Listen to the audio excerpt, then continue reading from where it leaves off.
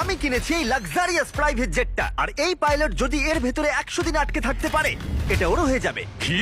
মজা করছি না, আমি এই প্রাইভেট জেটটায় $2.5 মিলিয়ন খরচা করেছি, আর একবার ভেতরে ঢুকলে 100 দিন কিন্তু শুরু হয়ে গেল। ও মাই গড। আর এখনই 100 দিনের চ্যালেঞ্জের প্রথম ঘন্টা শুরু হয়েছে।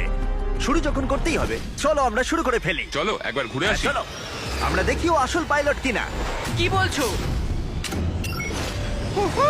যদি আরমান্দ এই প্লেনের ভিতরে 100 দিন কাটাতে পারে তাহলে ও এই প্লেনটা জিতে নেবে আর পৃথিবীর যে কোনো প্রান্তে চলে যেতে পারবে। দেখা যাক। 100 দিন এটার মধ্যে নো প্রবলেম। এটা স্মুথ রাইড ছিল, দারুণ দেখতে লাগছে। দেখা যাক ল্যান্ডটা স্মুথ হয় কিনা। এটা অসাধারণ লাগছে। এটা দারুণ ছিল। তোমার 100 দিনের চ্যালেঞ্জের প্রথম 2 ঘন্টা পেরিয়ে গেছে, কিন্তু যদি তোমার শরীরের কোনো অংশ এই প্লেনের বাইরে টাচ করে তাহলে এই ভিডিওটা শেষ হয়ে যাবে আর তুমি এই প্লেনটা হারাবে। মাটি ছোঁয়া যাবে না। Good luck.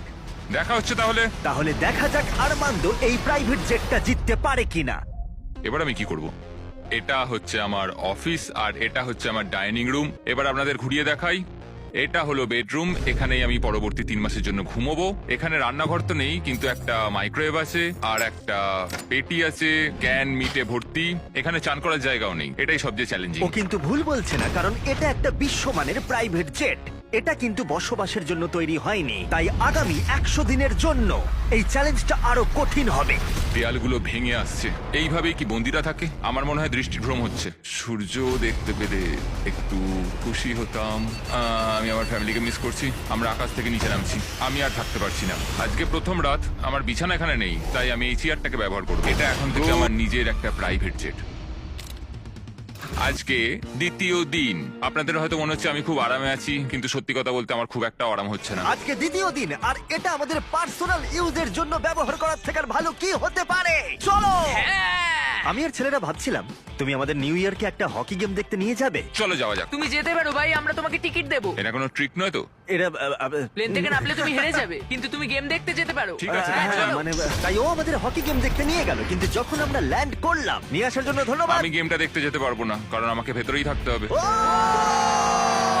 আচ্ছা এখন আরমান্দ কি করছে? এরোপ্লেনে যোগব্যায়াম। হ্যাঁ, এই প্রাইভেট জেটে করে হকি খেলা দেখতে যাওয়াটা এতটাই অসাধারণ ছিল, তাই আমি আর ছেলেরা পরের দিনে অন্য একটা প্ল্যান করলাম। আমাদের ফ্লোরিডার মায়ামিতে নিয়ে যাবে। অবশ্যই নিয়ে যাবো। আর এটাই এই প্রাইভেট জেটের মালিক হওয়ার বিশেষত্ব, কারণ আমরা যা খুশি তাই করতে পারি। ঠিক আছে টিম, ওয়েলকাম টু মায়ামি। চলো সবাই মিলে একটু মজা করা যাক। পরে দেখা হচ্ছে। আমার সত্যিই ভালো লাগছে যে ওরা এই জেটটাকে ইউজ করছে। আরো ভালো লাগতো যদি আমি আমার স্ত্রী আর মেয়ের সাথে কথা বলতে পারতাম। আমাকে আরো 96 দিন এখানে থাকতে হবে, আশা করছি আমি করে নেবো। আজকেই প্রথম দিন যখন আমি সকলকে ছাড়াই প্লেনে থাকছি। আমাকে একটা রুটিন তৈরি করতে হবে। তাই আগামী কয়েকদিন ধরে আরমান্দ